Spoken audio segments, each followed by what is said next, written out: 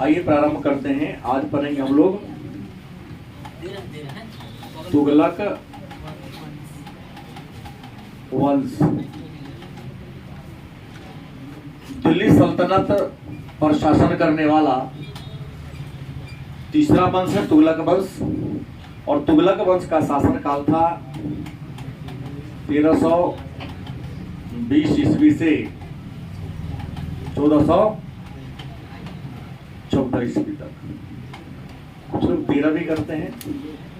1320 ईस्वी से 1414 ईस्वी तक दिल्ली सल्तनत पर तुगलक वंश के शासकों ने क्या किया? शासन किया। तुगलक वंश के शासकों ने दिल्ली पर कुल मिलाकर कितने वर्षों तक?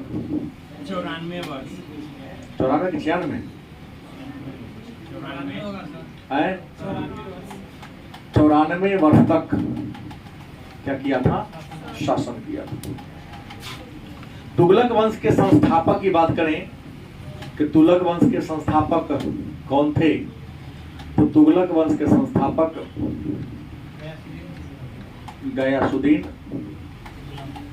तुगलक। तो गयासुद्दीन तुगलक ने 1320 ईस्वी में खिलजी वंश के स्थान पर तुगलक वंश की क्या किया था? स्थापना किया था। ये गयासुद्दीन तुगलक कौन था या तुगलक वंश के शासक कौन थे? तुगलक वंश के शासकों के बारे में विद्वानों का मानना है, कुछ विद्वान इन्हें विदेशी मानते हैं, लेकिन कुछ विद्वान कहते कि नहीं, रियल में भारतीय था, विदेशी नहीं था, भारत में ही जन्मा और बढ़ा था। मतलब कुछ विद्वान स्वदेशी मतलब भारतीय मूल का मानते हैं और अधिकांश विद्वान इन्हें क्या कहते हैं? विदेशी मानते हैं। लेकिन कुछ विद्वान का कहना है कि गयासुद्दीन तुगलक के पिता बलबन के काल में हिंदुस्तान आया था। गयासुद्दीन तुगलक के जो पिता थे बलबन के काल में क्या आए थे? हिंदुस्तान आए थे, पंजाब में बस गए थे और पंजाब में एक जाट कन्या से, सिखों का एक संप्रदाय होता है जाट कन्या से क्या कर लिया था? विवाह कर लिया था और यहीं पर रहना शुरू कर दिया था। खिलजी वंश के कमजोर शासक का लाभ उठाया और उन्हें सत्ता से युद्ध करके हटा करके अपने आप को सत्ता को क्या कर लिया? हटा लिया, प्राप्त कर लिया। कौन? गयासुद्दीन तुगलक। गयासुद्दीन तुगलक कुशल शासक और योग्य सेनापति थे। क्या गुण था इनके अंदर? एक बहुत बड़े संत, नाम सुना होगा आपने, कबीर सुने हैं? कबीर गयासुद्दीन तुगलक के समकालीन थे। और एक महान सूफी संत निजामुद्दीन औलिया, क्या नाम था? निजामुद्दीन औलिया गयासुद्दीन तुगलक के समकालीन थे। निजामुद्दीन औलिया ने गयासुद्दीन तुगलक के बारे में ही कहा था, हनोज दिल्ली दूरस्थ। नहीं, दिल्ली अभी क्या है? दूर है। और इस गयासुद्दीन तुगलक ने निजामुद्दीन औलिया के लोकप्रियता से ईर्ष्या करते हुए, जलन करते हुए निजामुद्दीन औलिया पर गयासुद्दीन तुगलक ने क्या कर दिया था? FIR कर दिया था, मुकदमा दर्ज किया था। जो हो वहां भी न्यायालय था ना, क्या जैसे भी थे, जिस रूप में थे, न्यायालय था, FIR क्या दर्ज किया था। क्यों किया था? कारण था तो गयासुद्दीन तुगलक सुल्तान था, इसकी लोकप्रियता उतनी नहीं थी, लेकिन ये सूफी संत थे, दिल्ली में रहते थे। इनके नाम पर दिल्ली में एक रेलवे स्टेशन बना हुआ है, हजरत निजामुद्दीन औलिया रेलवे स्टेशन। बिहार से जाने वाली सभी गरीब रथ निजामुद्दीन औलिया रेलवे स्टेशन पर ही, निजामुद्दीन औलिया स्टेशन पर क्या होती है? ठहरती है, रुकती है। और इनका खानकाह भी दिल्ली में, दरगाह भी दिल्ली में था। कहा जाता है, लंबा नाम है, यही रखे ना, निजामुद्दीन औलिया।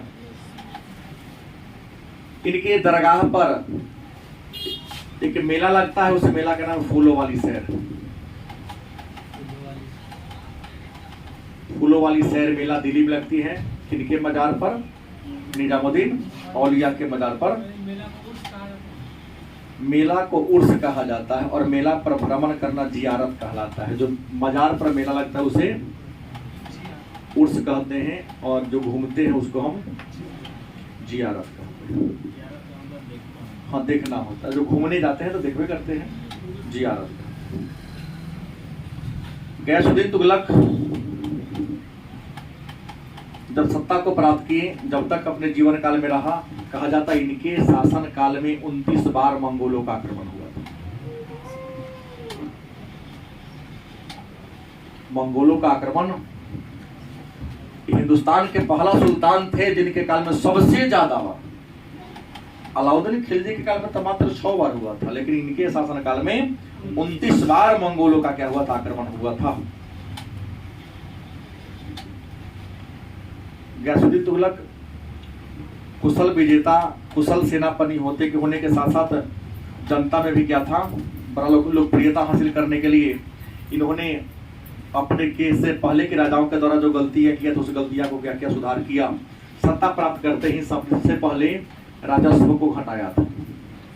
राजस्व को घटाकर उपज का 1/10 से 1/12 कर दिया था। इससे पहले वाले जो राजवंश में राजस्व उपज का 1/2 था। अलाउद्दीन खिलजी ने कितना कर दिया था, 1/2 कर दिया था।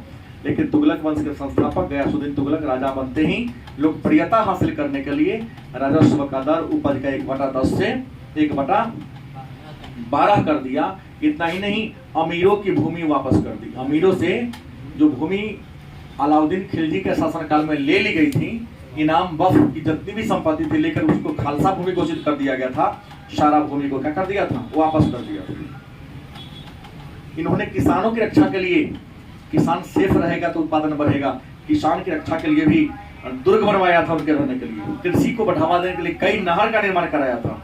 कहा जाता है कि कृषि के विकास के लिए नहर का निर्माण करने वाला दिल्ली का पहला राजा था तो कोई गयासुद्दीन।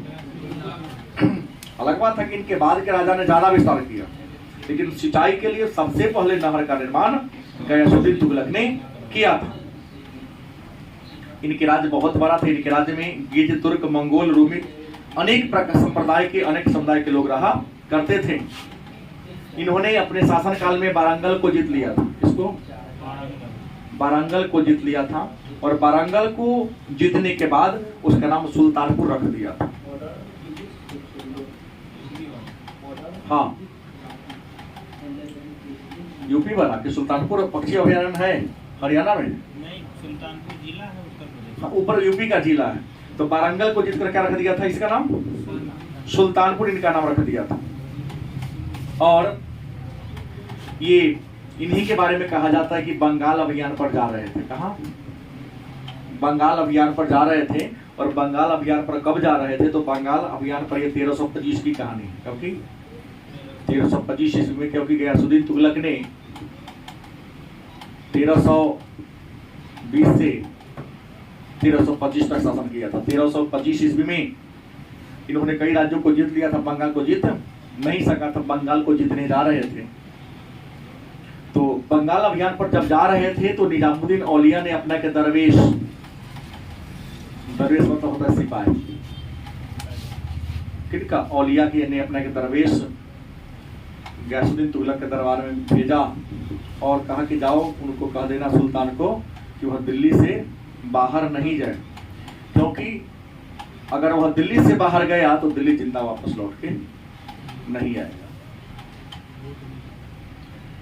लेकिन चूंकि गयासुद्दीन तुगलक निजामुद्दीन औलिया के लोकप्रियता से ईर्ष्या करता था, एफआईआर भी कर दिया था। ये ऐसे संत थे जो दिल्ली के 7 सुल्तानों के शासन को देखा था।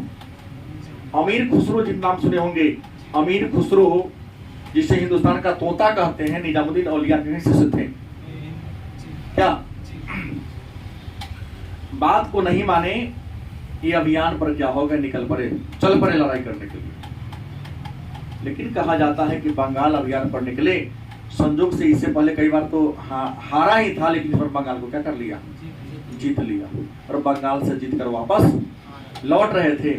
लौटने के क्रम में दिल्ली के निकट में एक गांव है अफगानपुर, दिल्ली से मात्र लगभग 3 किलोमीटर के आसपास यह दूरी पर है। इनके स्वागत के लिए इनका कौन बेटा, नाम क्या था, जौना खान। क्या नाम था, जौना खान, अपने पिता गयासुद्दीन तुगलक के स्वागत के लिए दिल्ली के निकट अफगानपुर में बड़ा ही सुंदर कार्यक्रम रखा था, रंगारंग कार्यक्रम रखा था कि बहुत बड़ा जीत करा रहे हैं, समारोह बनाएंगे। याद आया कि हम पर तो भविष्यवाणी कर दिया था कौन, निजामुद्दीन औलिया, कि दिल्ली समझ जाओ जिंदा नहीं आओगे, हम तो लड़ाई जीत गए, जिंदा भी आ रहे हैं। तो अफगानपुर में ठहरा और इन्होंने अपना एक सिपाही निजामुद्दीन औलिया के पास भेजा। सिपाही ने आके इनको सूचना दिया कि सुल्तान विजय अभियान से लौटकर दिल्ली में पहुंचने वाले हैं, उनका आदेश है कि आप दिल्ली क्या कर दो, खाली कर दो। सूफी संत को दिल्ली खाली करने का आदेश देने वाला एकमात्र राजा यही था, अन्य किसी ने नहीं किया। तब जाकर के इन्होंने कहा हम ये नहीं कहते कि लड़ाई में हार जाएगा चाहे जीत जाएगा, हमने कहा दिल्ली में जिंदा नहीं आएगा। क्या हम लड़ाई हारने की बात किए थे, नहीं किए थे। जाओ कह देना दिल्ली अभी, सूफी भाषा थी हनोज दिल्ली दूरस्थ, शायद अरबी भाषा का शब्द है कि दिल्ली अभी क्या है, दूर है। वो गया, कहा जाता है कि अफगानपुर में ही जौना खान ने इनके स्वागत के लिए लकड़ी का बहुत बड़ा मंच बनाया था, ऊपर सुंदर समयाना को क्या कर दिया था, सजा दिया था। वो लकड़ी का जो महल था क्या हो गया, मैं बैठे मंच पर देह पर गिर गया। विद्वान दो प्रकार की बात करते हैं। बरनी नामक इतिहासकार कहता है, कौन, जियाउद्दीन बरनी पूरा नाम है, कि बिजली गिरा। क्या मिला ना, होता है बादल जब टकराने से ठनका ठनकता हम लोग कहते हैं, अचानक बिजली के वहीं पर गिर गया। लेकिन इब्न बतूता जो विदेशी यात्री था, कौन, हाँ इब्न बतूता, जो किसने क्या किया, षड्यंत्र, मोरक्को का निवासी था। इब्न बतूता कहता कि षड्यंत्र था, रियल में षड्यंत्र था कि जौना खान सत्ता प्राप्त करने के लिए क्या किया, लकड़ी के मंच जो बना हुआ था, घर जो बना, उसे खम्मा हाथी का पैर बांध दिया था, जैसे ही बैठा नींद और गया हाथी को हड़का दिया, मन सहित घर आगे बढ़ गया। उसी लकड़ी के दबकर में दबकर क्या हो गया, मर जाता है। तो इनकी बात सिद्धि हुई। गयासुद्दीन तुगलक के मरने के बाद इनका बेटा राजा बना, जिनका नाम क्या था, जौना खान। जौना खान जिनका शासनकाल 1325 से 1325 ईस्वी से 1351 ईस्वी के बीच, 1325 ईस्वी से 1351 ईस्वी के बीच इनका शासनकाल था। मूल नाम था जौना खान, लेकिन मोहम्मद बिन तुगलक, मोहम्मद बिन तुगलक की उपाधि, इनकी उपाधि थी, धारण करके दिल्ली की गद्दी पर क्या हुआ था, बैठा था। विद्वान कहते हैं कि दिल्ली के सुल्तानों में सबसे ज्यादा विद्वान, सबसे ज्यादा योग्य, सबसे ज्यादा पढ़ा लिखा यही था, कौन, दिल्ली के राज सिंहासन पर बैठने वाला। इससे पहले या इसके बाद कोई इतना विद्वान हुआ ही नहीं, वो तो बात की बात है, लेकिन पहले अच्छाई को जान लीजिए। दिल्ली का सबसे विद्वान यह अरबी, फारसी भाषा के विद्वान थे, खगोल शास्त्र, दर्शन शास्त्र, गणित, चिकित्सा, तर्कशास्त्र में पारंगत थे। कुछ विद्वान इन्हें अकबर का पूर्वगामी कहते हैं, जौना खान को अकबर का पूर्वगामी कहते हैं, क्योंकि अकबर ने प्रजा के कल्याण के लिए जो काम किया उतना काम पहले ही जौना खान ने कर दिया। क्या हम मोहम्मद तुगलक ने, इसलिए कुछ विद्वान इन्हों अकबर का क्या कहा देते हैं, पूर्वगामी के नाम से जाना जाता है। लेकिन कुछ विद्वान कहते हैं कि दिल्ली के सुल्तानों में सबसे ज्यादा अगर विवादित कोई सुल्तान था, नहीं, दिल्ली का सबसे अगर कोई विवादित सुल्तान था तो वह कौन था, जौना खान। हमेशा ही अपने विवादों में घिरे रहते थे। कुछ लोग इन्हें पागल कहते हैं, कुछ लोग इन्हें पाखंडी कहते हैं, कुछ लोग इन्हें अंधविश्वासी कहते हैं।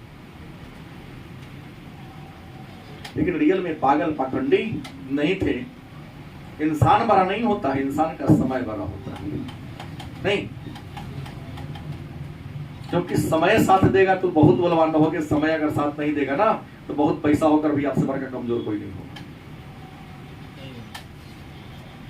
वैल्यू समय का होता है, इसलिए समय का हमेशा सदुपयोग करना चाहिए। बार बार मैं अपने बच्चों को बोलता हूँ क्लास में कि अगर सबसे अच्छा कोई मित्र है तो आपका टाइम है, इसलिए समय का मतलब मित्र का दुरुपयोग नहीं करना चाहिए, क्योंकि जिस दिन आपका मित्र समय रूपी मित्र आपका दुरुपयोग करेगा ना, आप कहीं का नहीं रहिएगा। जीवन में आगे बढ़ना है तो दुनिया के अमीर लोगों से सीखिए, समय के हर पल का यूज करते हैं। तो विवादित लोग माना इनको पागल बादशाह कह दिया, रक्त पिपासु कह दिया, नहीं अनेक उपाधियां इनको दिया, लेकिन याद कर ले कि दिल्ली का सबसे विद्वान थे। इन्हीं के शासन काल में मोरक्को के महान यात्री इब्न बतूता 20 मार्च 1334 को कहां पहुंचा था? दिल्ली पहुंचा था। ये बात है ना, दिल्ली आए थे और इनकी विद्वता से खुश होकर प्रभावित होकर मोहम्मद बिन तुगलक ने इब्न बतूता को दिल्ली का क्या बना दिया? काजी बना दिया। क्योंकि विद्वान ही विद्वान की परख करते, जैसे हीरे की पहचान जौहरी करता है ना, वैसे तो विद्वान थे इसकी पहचान कर लिया, तो विद्वान है। काजी के पद पर बैठा दिया। और इब्न बतूता जो मोरक्को का निवासी था, तंजियर नगर के निवासी थे, 8 साल तक काजी के पद पर रहे। कैसे साल तक? और इन्होंने अपने पुस्तक रेहला में, किसमें? अरबी भाषा में लिखा हुआ है, बहुत ज्यादा प्रशंसा किया है मोहम्मद बिन तुगलक का। हमने बहुत देशों का यात्रा किया। रियल में मोहम्मद बिन तुगलक संसार के जितने देशों का, सॉरी इब्न बतूता जितने देशों का यात्रा किया उतना दुनिया में किसी ने नहीं किया। इन्हें तो लगभग 1.5 लाख किलोमीटर पैदल यात्रा किया था। नहीं, पैदल इन्होंने विश्व के सर्वाधिक देशों का यात्रा करने वाला, कि बहुत देश का हम यात्रा किए, लेकिन इतना योग्य व्यक्ति अपने लाइफ में, इतना योग्य शासक अपने लाइफ में हमने क्या किया नहीं देखा। हाँ, इब्न बतूता के बारे में कहा जाता है कि इनका जन्म 1304 में हुआ था। 1304 में इनका जन्म हुआ था। अबू अब्दुल्ला मोहम्मद बिन इब्न बतूता इनका पूरा नाम था। घुमक्कर खाना बदोश परिवार में इनका जन्म हुआ था। 1325 में 21 वर्ष की अवस्था में इन्होंने घर को त्याग दिया और मक्का मदीना पहुंचा था 1331 में। 15 अगस्त 1331 ईस्वी से इन्होंने यात्रा की शुरुआत किया था। सिंध नदी को पार किया 1333 में और 20 मार्च को दिल्ली पहुंच गया। इन्हीं के दरबार में पहुंचा तो इन्होंने क्या बना दिया? काजी बना दिया। काजी के पद पर रहे और इसी जौना खान को या मोहम्मद बिन तुगलक के दरबार में चीन के राजा, जिसका नाम था तोगन तिमूर। तोगन तिमूर कहाँ के राजा थे? चीन का। मोहम्मद बिन तुगलक के दरबार में चीन के राजा तोगन तिमूर ने एक दूत मंडल भेजा था और उनसे अनुमति मांगी थी, परमिशन मांगी थी कि हिमालय के क्षेत्र में जो बौद्ध विहार, बौद्ध मंदिर ध्वस्त हो रहे हैं, उस बौद्ध मंदिर को हमें मरम्मत कराने की क्या दिया जाए? अनुमति दिया जाए। कहा जाता है कि मोहम्मद बिन तुगलक ने अनुमति दे दिया। और यह दूत मंडल कब आया था? 1341 में आया था। तो चीन के साथ मेरा रिलेशन अच्छा रहे, इसलिए मोहम्मद बिन तुगलक ने भी इब्न बतूता को अपना क्या बनाया? राजदूत बनाया। और राजदूत बनाकर 1342 में कहा भेज दिया? किसके दरबार में? तोगन तिमूर के दरबार में क्या कर दिया था? भेज दिया था। लेकिन तोगन तिमूर अपने दरबार में नहीं थे, कहीं पर भ्रमण करने गए थे। इब्न बतूता वहां से लौटा तो दिल्ली में जाकर अपने देश मोरक्को चला गया। इब्न बतूता के बाद आगे कहानी में चर्चा करता हूं कि मोहम्मद बिन तुगलक इतिहास में फेमस क्यों है। तो मोहम्मद बिन तुगलक इतिहास में अपने प्रसिद्ध हो गया 5 गो महत्वाकांक्षी योजना के कारण। 5 महत्वाकांक्षी योजना सफल हो जाता तो सिकंदर से भी आगे निकल जाता। असफल हो गया, इसलिए आप लोग इसको हंसते हैं, पागल बादशाह रख भी पास करते हैं। लेकिन इसकी कोई योजना खराब नहीं थी, सभी योजनाएं अच्छी थी। समय इसका अच्छा उस समय, और इनके पदाधिकारियों ने इनका साथ, इनकी उदारता का दुरुपयोग कर लिया, फायदा उठा लिया। इनकी जो महत्वाकांक्षी योजना कौन कौन थी? तो पहली योजना थी, सबसे पहला काम क्या था? राजधानी परिवर्तन। राजधानी परिवर्तन की बात करते हैं। और राजधानी परिवर्तन की बात करता 1325 से 26 की कहानी। 1326 से 25 में इन्होंने क्या किया था, अपना राजधानी दिल्ली के बजाय कहां, देवगिरी, क्या जी, देवगिरी को ही हम क्या कहते हैं, दौलताबाद बनाने का संकल्प लिया कि हमारा राजधानी क्या करेंगे, बनाएंगे। सारे लोगों को ले गया, बूढ़ा को भी खसीट के ले गया कि नहीं चल रहा है सबको। लेकिन जब लोग दौलताबाद पहुंचे तो देखा कि यहाँ पर पर्याप्त सुविधा, रहने सहने खाने पीने उठने बैठने की कोई विशेष सुविधा नहीं है। कहा कि नहीं फिर चलो जहां से आते हैं वही चलो। जाने आने में बहुत सारे लोग, हजारों की संख्या में लोग क्या हो गए थे, बूढ़े बच्चे मर गए थे, कोई जल के बिना, कोई अन्न के बिना, कोई बीमारी से रास्ते में ही क्या हो गया, क्योंकि आने जाने के उसके में रेल थोड़ी ना था। संसार में कहीं रेल का विकास समय नहीं हुआ था कि मंगा लेता चलो हमको ढोना है। तो बहुत सारे लोग मर गए थे। इसी के बहुत लोग जो मरा, इस योजना के कारण इनको कुछ लोग रक्त पिपासु कहा देता है। दूसरा काम किया था इन्होंने, सांकेतिक मुद्रा चलाया था। क्या था, सांकेतिक मुद्रा चलाया था।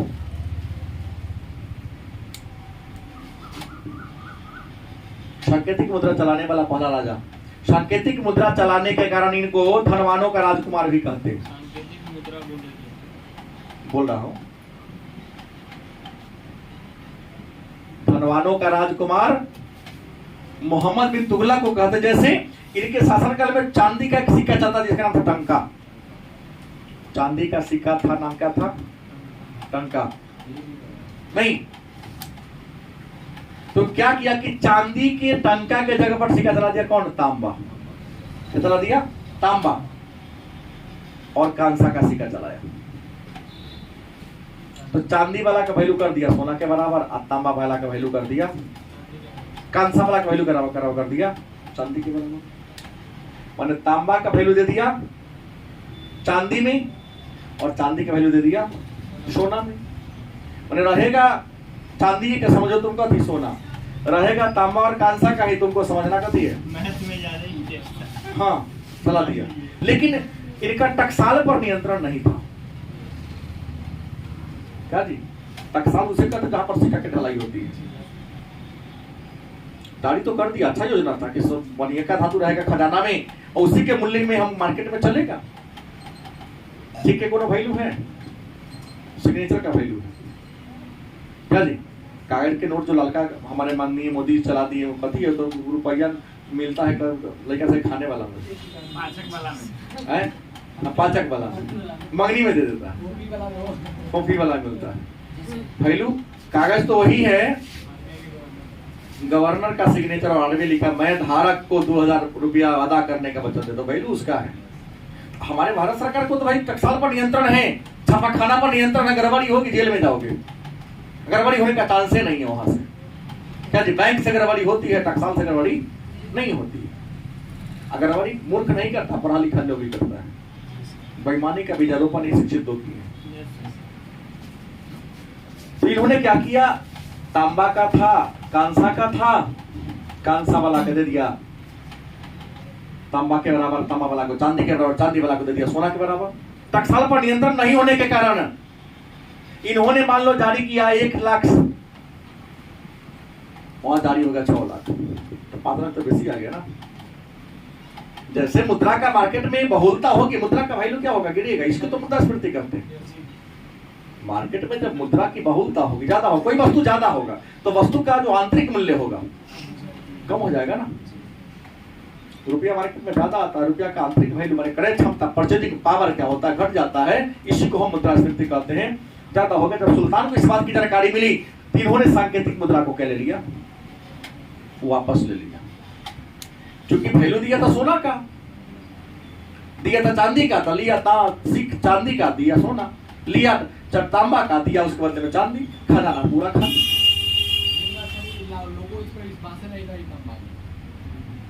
बाद की बात है, लेकिन वो नहीं ना चलेगा कि टकसाल में इनका नियंत्रण नहीं था। लोग के ना विश्वास नहीं करेगा जी, लोग का औकात है इतना बोलने का। दिल्ली में गए, हम 50 पैसा का दिए, सिक्का दिए, भाई कहा कि नहीं चलेगा। तो दुकानदार कहा है फलनाम, चलो मैं चलता हूँ, कि तुम RBI हो क्या, तुम नहीं लोगे मेरा पैसा, तुम कौन होते हो बंद करने वाले? बुलाए, वहां खड़ा है वर्दीधारी, इतना सर ले लेते। नोट बंद करने का, सिक्का बंद करने का बात हमारी है नहीं, RBI का है। जब RBI ने बंद नहीं किया तो तुम कौन होते हो बंद करने वाले? हाँ, एक है, जब इकोनॉमिक्स में पढ़ाया हूं तो आपको पता होगा कि कुछ ऐसी मुद्रा है जो सीमित मात्रा में आप दे सकते हैं, असीमित कोई नहीं लेगा आपसे। सिक्का क्योंकि 2 लाख का हम सिक्का देंगे, 9 लेगा, कुछ नहीं कर सकते आप, केसो नहीं होगा बराबर। सिक्का का वैल्यू है ना, वैल्यू उतना है, लेकिन लेने की क्षमता किसी को होती है। हम सीधा एक लाइन में जानेंगे कि टकसाल पर इनका नियंत्रण नहीं था। जनता का भरोसा न भरोसा बात की बात है, टकसाल पर इनका नियंत्रण नहीं था, जिस कारण बाजार में जाली सिक्का ज्यादा आ गया तो उसका वैल्यू घट गया, तो इन्होंने वापस लिया। तीसरा इन्होंने जो ये किया था, ईरान, कहा ईरान का परिणाम क्या था? फारस और खुरासन।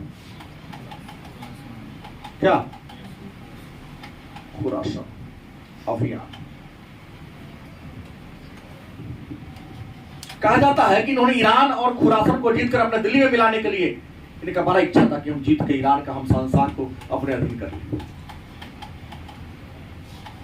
और ईरान पर आक्रमण करने के लिए, उसको अभियान अपने संतुलन में मिलाने के लिए लगभग 3,70,000 3,70,000 सेना को बहाल किया। और इतना ही नहीं, 1 वर्ष का वेतन क्या दे दिया था? अग्रिम दे दिया था।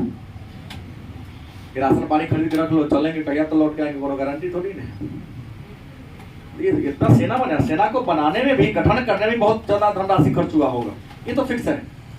और 1 वर्ष का 3,70,000 सेना था, अगर 1 वर्ष का अग्रिम वेतन दिया तो बहुत ज्यादा हो गया, एडवांस दे दिया। लेकिन जैसे ही इन्होंने एडवांस दिया तो पश्चिम एशिया की राजनीति में अचानक क्या हो जाता है? बदलाव हो जाता है। पश्चिम एशिया की राजनीति में क्या हो गया? मतलब ईरान और खुरासन में, या सीधा कह दो पश्चिम एशिया की राजनीति में क्या आ गया? बदलाव आ गया, चेंजिंग हो गया। सत्ता छिना के किसी अन्य के हाथ में चला गया। चीन को जीत पाना इनके बस की बात नहीं थी। नसीबे खराब था, नहीं बोले कि समय, नसीब का समय खराब था। अब परिणाम क्या हुआ? सैनिकों को दिया गया पैसा वापस लेना संभव? मान लो सैनिक पैसा वापस दे देगा, लेकिन सेना को मैनेजमेंट करने में, खर्च करने में, जो व्यवस्था करने में जिनका खर्च हुआ, क्या संभव था कि वापस ले ले? तो यह योजना भी इनकी क्या हो गई? असफल हो गई। चौथा जो इनकी महत्वाकांक्षी योजना थी वो थी कराची अभियान। कौन? कराची अभियान। अब कराची आप जानिए रहे कि हिमाचल प्रदेश में, कराची कहां पड़ता है? कराची पड़ता है एचपी, मतलब हिमाचल प्रदेश में, पर्वतीय इलाका था। और कराची अभियान करके हिमाचल प्रदेश की बहुत सुंदर सड़क कांगड़ा को जीतना चाहता था, वहां इसको अधिकार प्राप्त कर लेंगे। और कराची अभियान के लिए इन्होंने खुसरो मलिक के साथ, किसके साथ? खुसरो मलिक के नेतृत्व में क्या भेजा? सेना भेजा। सेना तो गया, रास्ता किसी को पता नहीं था। खुसरो मलिक के नेतृत्व में सेना गया, लाखों की संख्या में गया था, लेकिन सेना क्या हो गया? रास्ता भटक गया। बात समझ गए? ऐसे भटका कि लाखों में गया हुआ सेना मात्र सैकड़ा में लौट के आया। क्षतिपूर्ति क्या? राजा है तो लिबर्टीज तो आपको झेलना पड़ेगा। तो सारा सेना रास्ता भटक गया, यह भी इनकी क्षति हुई थी। अगला इन्होंने काम किया था, 5वां जो काम किया तो दोआब में वृद्धि किया था। दोआब में क्या किया था? कर बढ़ा दिया था। दोआब का मतलब जानवे करते, 2 नदियों के बीच की भूमि को क्या कहते हैं? दोआब कहते हैं। और उस समय जो गंगा यमुना का जो दोआब था, गंगा यमुना का जो दोआब था, यहाँ की मिट्टी बड़ा ही ज्यादा उपजाऊ थी। कोई दिक्कत? गंगा यमुना की जो मिट्टी थी बहुत ज्यादा क्या थी? उपजाऊ थी, बड़ा ही उर्वर थी। तो इन्होंने सोचा कि बार बार हर क्षेत्र में अगर एक प्रकार का कर रहेगा तो परेशानी होगी, तो जहाँ की मिट्टी ज्यादा उपजाऊ वहां टैक्स क्या कर दो, ज्यादा बढ़ा दो। तो गंगा यमुना के दुआब में कर में कितना वृद्धि कर दिया, 50% कर वृद्धि कर दिया। अन्य जगह कर वही रहने दिया। लेकिन अचानक जिस पर कर बढ़ाया उस वर्ष क्या पड़ गया, बाढ़ आ गया। नहीं भाई, अकाल पड़ गया, दुर्भिक्ष पड़ गया, अकाल पड़ गया। अकाल की जानकारी इनको दी गई, इन्होंने सारा कर को क्या कर दिया, माफ कर, लगाने को माफ कर दिया। लेकिन इनके कर्मचारी बेईमान निकले, उस सूचना को जनता में सुनाया नहीं गया। अब कर वसूल के कहाँ रख लिया, अपना घर में रख लिया। जनता परेशान हो गई। जनता तो रजे को ठोकेगी, क्या हमको छोड़े थोड़ी ना। थोड़ी उस समय अखबार निकलता था कि सूचना तक पोस्टर पर सटा गया। लेकिन नगारा को पीटने देगा तब ना अधिकारी लोग, सारा अधिकारी मिले जुल गए। चोर चोर मौसेरा भाई की कहानी होगी।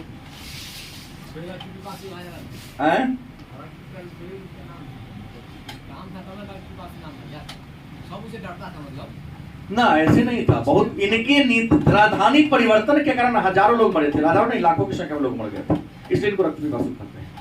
ऐसा नहीं हत्यारा नहीं था, विद्वान का भी हत्यारा नहीं होता है। तो क्रूर राजधानी परिवर्तन के कारण, किताब पढ़ के देखिए आप, क्रूर किया हो या लोगों को मारा हो, फांसी का सजा किसी ने इनको नहीं। देख लीजिए, एक बात हो, जो भी हो, राजा हो चाहे कुछ आम आदमी हो, अगर वह विद्वान होगा तो हत्यारा कभी नहीं हो सकता है। कितना भी उसके अंदर क्रूरता होगा तो शिक्षित इसके मानवता के गुण के अंदर क्या होगा, जीवन के महत्व को जानता है। इनके काम से जनता को क्षति हुआ, जान की क्षति गई, इसलिए इतिहासकार इनको क्या कह देते हैं, रक्त पिपासु या क्रूर भी कह सकते हैं। कुछ इतिहासकार, बर्नी जैसे इतिहासकार इनका आलोचक था, जो कहा कि जनता को दंडित करने के लिए राजधानी बदलाई, उसका कोई कारण नहीं। लेकिन अच्छा इतिहासकार कहा था कि नहीं, देवगिरी राजधानी के साम्राज्य के बीच में था। सब जैसे सब समाचार पत्र वाले कोनो न कोनो पार्टी के बुझिए रहे हैं, सपोर्टर है, ये हैं। जितनी पार्टियां हैं सभी पार्टी के पक्ष में लिखते हैं। आज तो पेड मीडिया है भाई, कौन कहता मीडिया निष्पक्ष है? मीडिया का निष्पक्ष होगी तो लोकतंत्र इतना कमजोर नहीं हो सकता है, क्योंकि सरकार का चौथा स्तंभ जनता का आंख कान है मीडिया, जनता के दुख दर्द को पहुंचाने वाला। लेकिन उसी दुख दर्द को वहां पहुंचा जाता जो सरकार चाहती है। ये दर्द ना पहुंचाइए हमारा जगह, सेंसरशिप लगा दे, वो सीधी बात है। सरकार जो सुनना चाहती है मीडिया वही सुनाता है, जो सुनना नहीं चाहती है वह नहीं सुनाता है। बात को मानिए चाहे ना मानिए, मैंने जो अनुभव किया सो मैंने कह दिया। अब कहा जाता है कि इनके शासन काल में इतना काम किया, इससे परेशान होकर इनके शासनकाल में 34 बार विद्रोह हुआ था। इनकी उदारता के कारण इनके शासनकाल में इनका पूरा दक्षिण भारत इनके हाथ से क्या हो गया, निकल गया। और इन्हीं के शासनकाल में 1336 में हरिहर और बुक्का नामक दो भाइयों ने रायचूर के द्वाब को जीतकर विजयनगर साम्राज्य की स्थापना कर लिया। तो 1347 में अलाउद्दीन बहमन शाह ने बहमनी साम्राज्य की स्थापना कर लिया। सब तो इसी का राज था, पूरा दक्षिणी भारत इनके हाथ से क्या हो गया, निकल गया। और 1351 ईस्वी की का जीवन, इनके जीवन का बड़ा ही दुखद कहानी थी। 1351 ईस्वी में विद्रोह को दबाने के लिए ठट्टा पहुंचे थे। कहां पहुंचे थे? ठट्टा में विद्रोह हो गया था। 1351 की कहानी है। विद्रोह को दबाने के लिए ठट्टा सिंध के आसपास पड़ता है। उस विद्रोह को दबाने के क्रम में ही इनकी क्या होती है, मृत्यु हो जाती है। जब इनकी मृत्यु हो जाती है तो इनके मरने के बाद सिंध के सरदारों ने, कहा के सिंध में इनकी क्या हुई, मृत्यु हुई। तो सिंध के सरदारों ने अलाउद्दीन खिलजी के मरने के बाद किसको, रजब को, किसको, रजब को दिल्ली का क्या बना दिया, सुल्तान बना दिया। रजब तुगलक वंश का क्या राजा था, लेकिन इतिहास में इनका रियल नाम दूसर है। क्या? मोहम्मद बिन तुगलक के चचेरा भाई था, रजब बना। गलत है कि सही है? चचेरा भाई था। देख रहे टेंशन में जी रहे हैं आप लोग। अरे भाई रजब इतिहास में फिरोज शाह तुगलक के नाम से फेमस है। फिरोज शाह तुगलक दिल्ली सल्तनत का सबसे धर्मांध शासक। नहीं, विद्वान कहते हैं कि पहला बार यही राजा थे जिन्होंने धर्म को आधार मानकर, कुरान को आधार मानकर शासन करना क्या कर दिया था, शुरू कर दिया। रजब फिरोज शाह तुगलक जो मोहम्मद बिन तुगलक का क्या थे, भाई थे।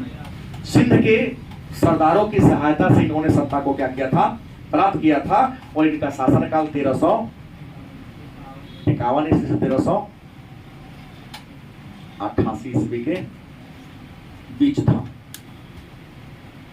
मोहम्मद बिन तुगलक का चचेरा भाई और बीबी जयला का बेटा था। इनके माता का नाम क्या था? बीबी जयला। इनकी क्या थी? माता थी। जो एक राजपूत सरदार रालमल की पुत्री थी। इनकी बेटी रनमल की बेटी थी। दिल्ली के सिंहासन पर बैठने वाला पहला हिंदू मां के गर्भ से पैदा हुआ राजा फिरोज शाह तुगलक था। मां हिंदू थी लेकिन हिंदुओं के प्रति इनकी जितना नीति कठोर फिरोज शाह तुगलक का था, अन्य किसी का बाद में हुआ, इनसे पहले किसी का नहीं था। सत्ता प्राप्त करने के बाद इन्होंने बंगाल को 2 बार जीतने का प्रयास किया था। इससे पहले भी जीता जा चुका था लेकिन हाथ से निकल चुका था। 2 बार बंगाल पर जीतने का प्रयास किया लेकिन दोनों बार में क्या हुई, असफलता मिली। तो इन्होंने इलियास के नेतृत्व में, किसके नेतृत्व में, इलियास इनका एक सरदार थे, इलियास के नेतृत्व में बंगाल अभियान के लिए भेजा। तो इलियास ने बंगाल को जीत कर क्या कर दिया, अधीन कर लिया। लेकिन कहा जाता है कि बंगाल जीतने में असफल काहे हो गए। कहा जाता है कि बंगाल जब जीतने गए, अटैक किए, इनके साथ एक घटना घटी। कुछ इतिहासकार लिखते हैं, कुछ के अधिकांश मान लेते हैं, स्त्री की रोने की आवाज आई। बहुत लगा कि सब में इस महिला लोग रो रही है, इनको लगा कोई तकलीफ में, कष्ट में। तो तकलीफ में, कष्ट में किसी पर अटैक नहीं करना चाहिए। लौट गए, ये नहीं कि हार के लौट, असफल इसलिए हो गए कि थोड़ा हृदय के कमजोर थे, पिघल गया इनका। हाँ, तो रोने से क्या होता था, तो सुनने में मजा आता था क्योंकि तब ने चंडा शोक धारण कर लिया। तो महिलाओं के रोने की आवाज सुनाई थी, इन्होंने अपने अभियान को कर लिया था, ये कर लिया था। कहा जाता है बंगाल से लौटने के क्रम में ही अपने भाई के नाम पर, भाई का नाम क्या था, जौना खान, अपने भाई के नाम पर एक शहर बसाया था। शहर का नाम क्या था, जौनपुर। गलत से जौनपुर नामक शहर की स्थापना फिरोज शाह तुगलक ने किसके नाम पर किया था, अपने भाई के नाम पर किया था। और कहा जाता है कि इन्होंने उड़ीसा पर भी अभियान किया था। कहां, उड़ीसा पर आक्रमण किया था। और उड़ीसा पर जब आक्रमण किया था तो यहाँ के जगन्नाथ मंदिर नाम सुने होंगे, जगन्नाथ मंदिर को लूटा था। नगरकोट के ज्वालामुखी मंदिर को भी लूटा था। नगरकोट के ज्वालामुखी मंदिर को भी क्या कर लूट लिया था। कहा जाता है कि तब मंदिर को टुकड़ा टुकड़ा कर दिया था और किसी मस्जिद के नहीं होता है सीढ़ी, उस पर बैठवा दिया था। आपको बता दें, नागरकोट के ज्वालामुखी मंदिर को लूटा। यहाँ पर 300 संस्कृत के किताब को क्या कर दिया, जला दिया था। अच्छी अच्छी पुस्तकों के क्या कर दिया था, जला दिया था। और संस्कृत के बहुत सारा पुस्तक को ले आया था जो इनको अच्छा लगा। और उन सारे किताबों को इलायते फिरोज शाही के नाम से फारसी भाषा में नोट कर दिया। संस्कृत के अनेक सारे पुस्तकों को इलायते फिरोज शाही के नाम से किस भाषा में, फारसी भाषा में अनुवाद कराने का क्या किया था, काम किया। कहा जाता है 1361-62 की कहानी है कि गुजरात जीतने का प्रयास किया। 1361-62 की कहानी है कि फिरोज शाह तुगलक ने गुजरात की ओर अपना सेना को भेजा, अभियान पर भेजा। गुजरात अभियान के क्रम में इनका सेना कच्छ के रण में क्या हो गई, भटक गई। कच्छ के रण में सेना क्या हो गई, भटक गई। अभियान क्या हो गया, सफल हो गई। सेना इन्होंने भटक गया तो किसको जीत पाएगा। कहा जाता है कि फिरोज शाह तुगलक के पहले दिल्ली के सुल्तानों ने लगभग 26 प्रकार के टैक्स लगा रखा था। कितने प्रकार, 26 प्रकार का कर था। कुछ लोग 24 प्रकार के ही लिखते हैं, लेकिन 26 प्रकार के अलग अलग प्रकार के कर था। उन्हें सारे प्रकार के कर को क्या कर दिया, समाप्त कर दिया। और इस्लाम धर्म के अनुसार मात्र 4 प्रकार के कर को रखा। जजिया, कल भी हमने चर्चा किया था, जाकात, खुम्स और खराज। जजिया गैर मुस्लिम प्रजा से लिया जाने वाला सुरक्षात्मक कर है।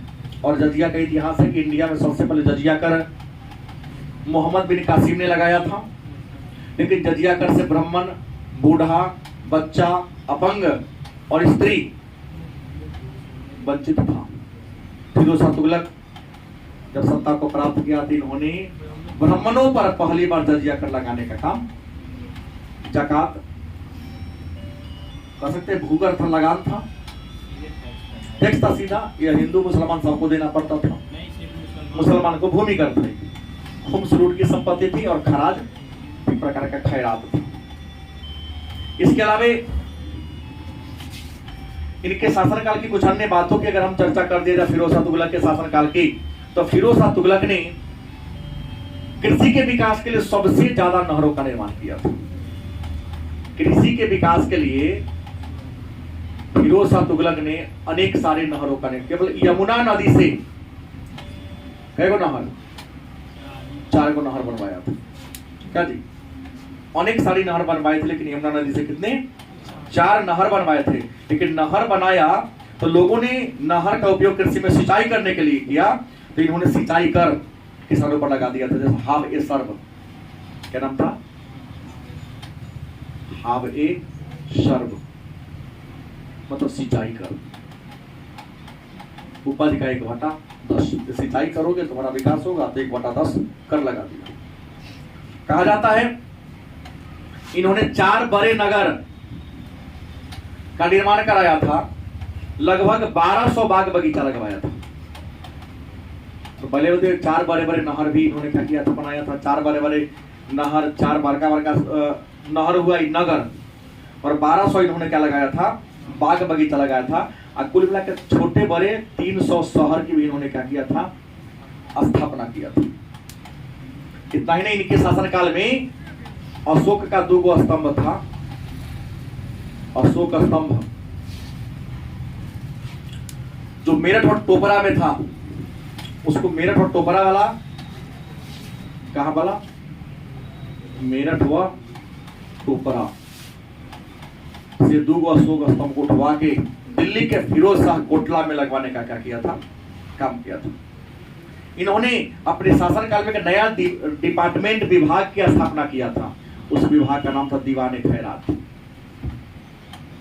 दीवाने खैरात की स्थापना किया था। और दीवाने खैरात का अर्थ है कि उन अनाथ स्त्री, लड़कियां, विधवा के हित के लिए, जो मुस्लिम धर्म के थी, सबके लिए नहीं था।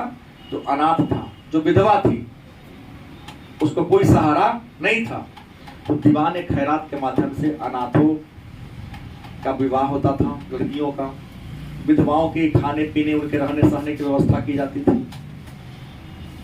और इन्होंने देखा कि बड़े पैमाने पर हमारे राज्य में क्या है, बेरोजगारी है। ये दिल्ली का पहला राजा था जिन्होंने रोजगार दफ्तर की स्थापना किया था। रोजगार दफ्तर की स्थापना करने वाले पहला राजा था। और इन्होंने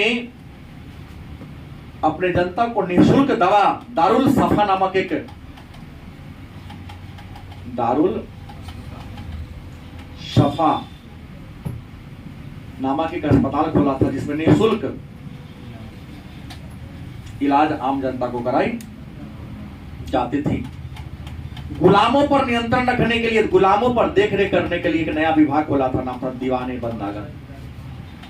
दीवाने बंदगान या बंदागन, जिस पर लगभग दिल्ली भारत के इतिहास में पहला राजा थे जिनके पास सबसे ज्यादा गुलाम था, लगभग 1,80,000। क्या 1,80,000 इनके पास क्या थे? गुलाम थे। और गुलामों की देखरेख करने वाली संस्था का नाम क्या था? दीवाने बंदागन संस्था थी। यह पहला राजा था। ज्यादा हो गया क्या? यह पहला राजा थे जिन्होंने PWD पब्लिक वर्क्स डिपार्टमेंट मतलब लोक निर्माण विभाग की स्थापना कराया। और लोक निर्माण विभाग का अधीन उन्होंने अनेक सारे मकतब और मदरसा का निर्माण कराया। बहुत सारे जागीरदार जिनकी भूमि छीन ली गई थी, उनके जागीर को क्या कर दिया था? लौटा दिया था। इन्होंने सिक्का भी जारी किया, एक तांबा का सिक्का जारी किया, और तांबा के अलावे चांदी का सिक्का भी क्या किया था? तांबा वाला का नाम क्या था? बिख। चांदी वाला का अदा। तो अदा और बिख के नाम से क्रमशः बिख तांबा का सिक्का था, अदा क्या था? चांदी का सिक्का था। 1388 ईस्वी में फिरोज तुगलक की क्या होती है? मृत्यु हो जाती है। इनके मरने के बाद इनके उत्तराधिकारी 1388 में फिरोज शाह तुगलक की क्या होती है? मृत्यु हो जाती है। और फिरोज शाह तुगलक के बाद जो राजा बना उसका नाम था गयासुद्दीन तुगलक द्वितीय। गयासुद्दीन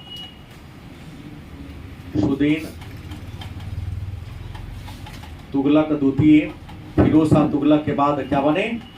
राजा बने। उसके बाद गयासुद्दीन तुगलक द्वितीय के बाद अबू बकर, कौन? अबू बकर राजा बने। और इन दोनों ने मिलकर 1388 से लेकर 1394 ईस्वी तक क्या किया था? शासन किया था। इनके शासन काल की कोई उपलब्धि नहीं थी। अबू बकर के बाद नसीरुद्दीन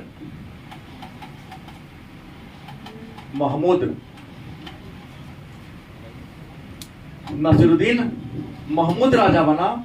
और कहा जाता है, विद्वान कहते हैं कि यह तुगलक वंश का क्या थे? अंतिम राजा थे। और इसी नसीरुद्दीन महमूद के शासनकाल में इंडिया पर तैमूर लंग का क्या 1398 ईस्वी में क्या हुआ था? आक्रमण हुआ था। नसीरुद्दीन महमूद तैमूर लंग से क्या हो गया था? हार गया। राजधानी छोड़कर क्या हो गया था? भाग गया। है ना? तैमूर लंग से पराजित हो गए थे। कुछ लोग कहते हैं उनके आक्रमण होते ही दिल्ली छोड़ के भाग गया, क्योंकि किसी ने अफवाह फैला दिया था कि तैमूर लंग का बेटा है वो मर गया। तैमूर लंग ने आदेश दिया था कि सभी दिल्लीवासी को क्या किया जाए? काट दिया जाए। 24 घंटा में 50,000 लोग दिल्ली के लोगों को क्या किया था? कत्ल करवाने का काम किया था। राजधानी छोड़कर क्या हो गए थे? भाग गए। और तैमूर लंग जब दिल्ली से वापस जाने लगे तो दिल्ली को उन्होंने क्या कर लिया था? जीत लिया था। और वापसी के समय तैमूर लंग ने दिल्ली का प्रतिनिधि किसे बना दिया था? खिज्र खां को बना दिया। किसे बना दिया? खिज्र खां को प्रतिनिधि बना दिया। और दिल्ली का प्रतिनिधि बनाया, साथ ही साथ दीपालपुर वह लाहौर का क्या बना दिया था? सूबेदार बना दिया। किसको? क्योंकि सारा क्षेत्र तैमूर लंग के द्वारा क्या कर दिया था? जीत लिया गया था। और आपको बता दें, इसके बाद नसीरुद्दीन महमूद के बाद तुगलक वंश का क्या होता है? अंत हो जाता है। और तुगलक वंश के जगह पर 1414 ईस्वी में एक नया वंश की स्थापना होती है, जिसका नाम क्या है? सैयद वंश। ठीक है।